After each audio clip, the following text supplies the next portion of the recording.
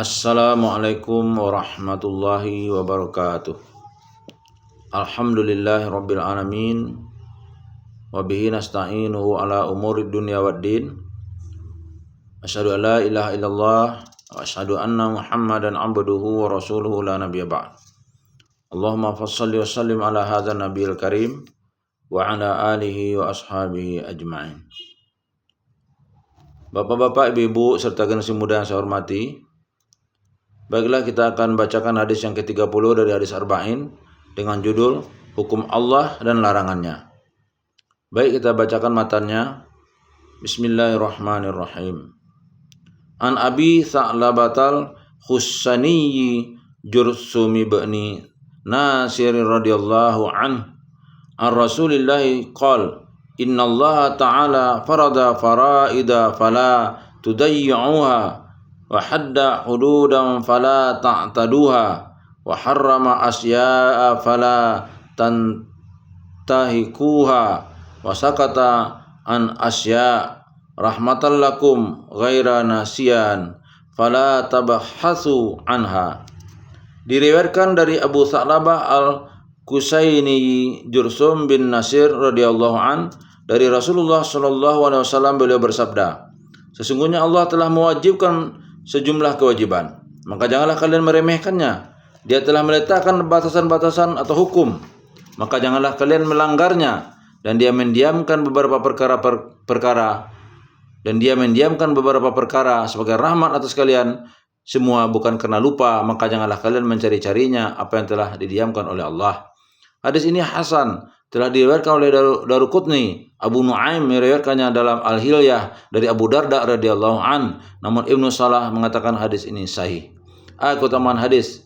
Hadis ini singkat namun penuh makna, karena ucapan tersebut diungkapkan dengan cita rasa bahasa yang tinggi. Sebagian ulama berkata, dalam banyak hadis tidak ada hadis yang menggabungkan antara dasar-dasar agama yang inti dan furu' sekaligus, kecuali hadis ini terlihat melalui hadis ini. Nabi SAW membagi hukum Allah menjadi 4 bagian, yaitu faraid atau wajib, maharim atau haram, hudud atau batasan, dan maskut sesuatu yang didiamkan.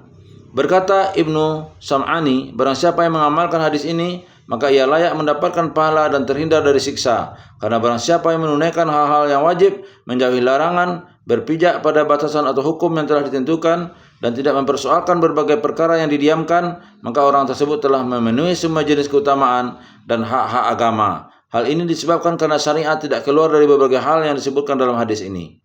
B. Penjelasan kata dalam hadis. Farada faraid maksudnya mewajibkan pengamalan sejumlah kewajiban. Fala tudayyuha maksudnya janganlah kalian meninggalkan dan meremehkannya sehingga waktunya berakhir. Namun tunaikanlah kewajiban tersebut sebagaimana yang sudah ditetapkan oleh Allah.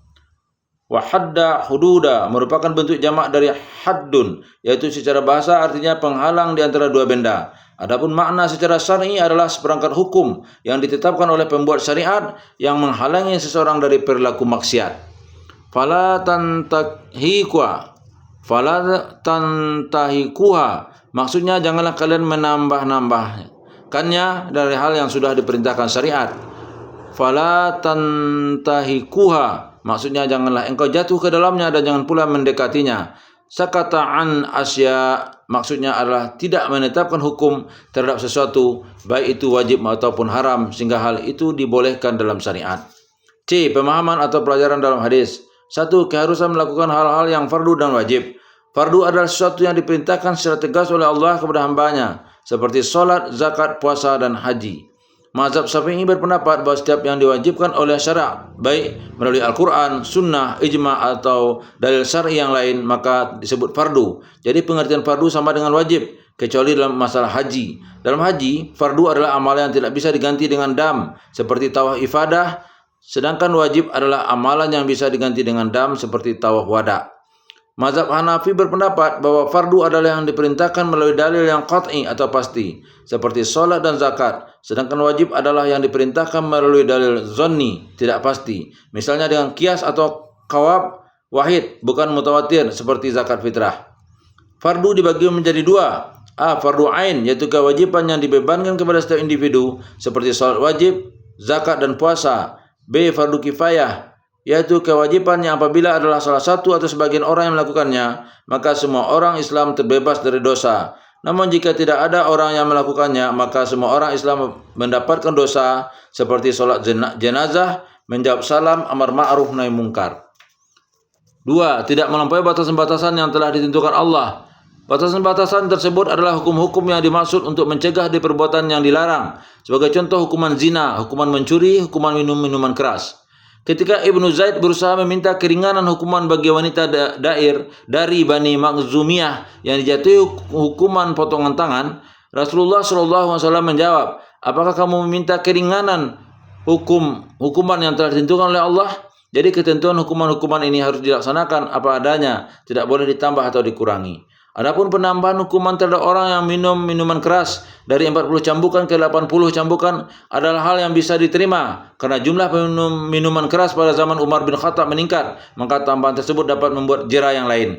Dengan demikian tambahan tersebut adalah ijtihad dari Umar radhiyallahu an, sedangkan kita diperintahkan Rasulullah untuk mencontoh Umar bin Khattab radhiyallahu an sebagaimana yang disebutkan dalam sebuah hadis, contohlah dua orang setelahku, Abu Bakar dan Umar. Juga dalam hadis beliau yang dalam bentuk yang lebih umum, berpegang teguhlah terhadap sunnahku dan sunnah khulafa ar-rasyidin.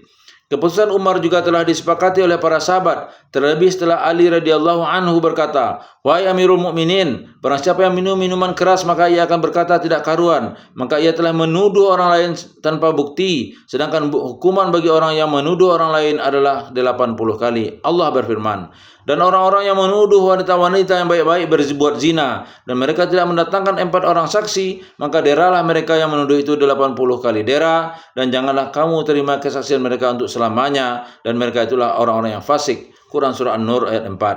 3. Larangan mendekati berbagai hal yang diharamkan, yaitu hal-hal yang secara jelas telah diharamkan dalam Al-Quran dan hadis, seperti kesaksian palsu, makan harta anak yatim, dan riba. Allah Subhanahu wa Ta'ala berfirman, katakanlah, Rabbku hanya mengharamkan perbuatan yang keji, baik yang nampak maupun yang tersembunyi, dan perbuatan dosa, melanggar hak manusia tanpa alasan yang benar, mengharamkan mempersekutukan Allah dengan sesuatu yang Allah tidak menurunkan hujjah untuk itu, dan mengharamkan mengada-adakan terhadap Allah apa yang tidak kamu ketahui. Quran Surah Al-An'am 151.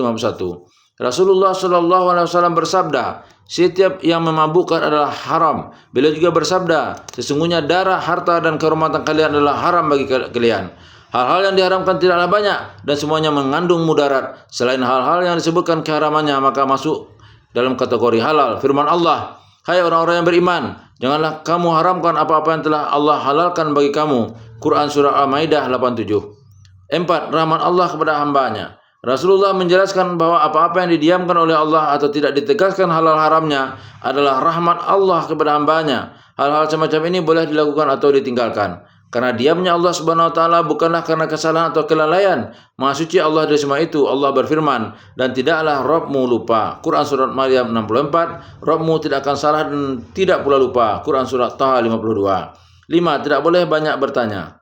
Larangan ini mungkin khusus pada zaman Nabi Muhammad SAW, karena dengan banyak pertanyaan terhadap sesuatu yang belum disebut, dikhawatirkan menjadi penyebab turunnya satu hukum yang justru akan memberatkan. Firman Allah, hai orang-orang yang beriman, janganlah kamu menanyakan kepada nabimu hal-hal yang jika diterangkan kepadamu niscaya menyusahkan kamu. Quran Surah Al-Maidah 101. Namun bisa juga larangan itu masih berlaku hingga sekarang, terutama pertanyaan-pertanyaan yang sifatnya tidak mendatangkan kemaslahatan. Rasulullah SAW bersabda, cukuplah dengan apa yang aku jelaskan. Sesungguhnya kehancuran umat-umat sebelum kamu adalah karena banyak bertanya dan berselisih dengan para nabinya.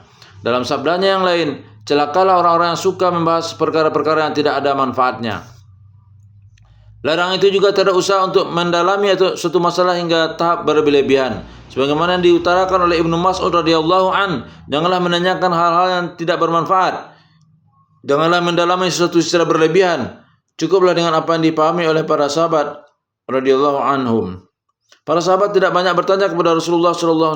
Ada keheranan pada diri sahabat radhiyallahu anhum ketika sekelompok orang Badui datang kepada Rasulullah SAW dan mendengarkan dengan seksama jawaban yang diberikan oleh beliau. Masuk dalam kategori mempermasalahkan hal-hal yang tidak mendatangkan manfaat adalah membahas dan mempermasalahkan perkara-perkara gaib. Padahal kita hanya diperintahkan untuk meyakini tanpa dijelaskan bagaimana bentuknya. Karenanya membahas masalah gaib sangat mungkin akan melahirkan keraguan atau bahkan mendustakan. Berkata Ibnu Ishaq, Tidak boleh memikirkan sang pencipta dan juga ciptaannya kecuali pernah didengar dari Al-Quran atau hadis sebagai contoh ayat. Dan tiada suatu pun melainkan ia bertasbih dengan memujinya. Quran Surah Al-Isra 44. Maka tidak boleh memikirkan bagaimana benda-benda padat bertasbih. Kita hanya diperintahkan mempercayai bahwa semua benda yang ada di alam semesta ini bertasbih. Bagaimana cara bertasbihnya? Wallahu a'lam.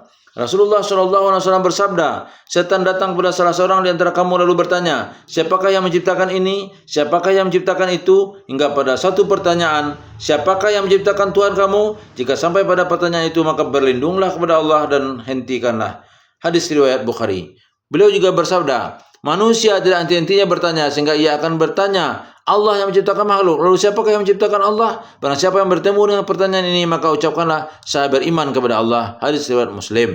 6. Hadis ini menyuruh kita untuk mematuhi semua kewajiban, komitmen dengan rambu-rambu yang ada, menjauhi larangan dan tidak mempermasalahkan berbagai hal yang didiamkan. Bila taufiq wal hidayah. Assalamualaikum warahmatullahi wabarakatuh.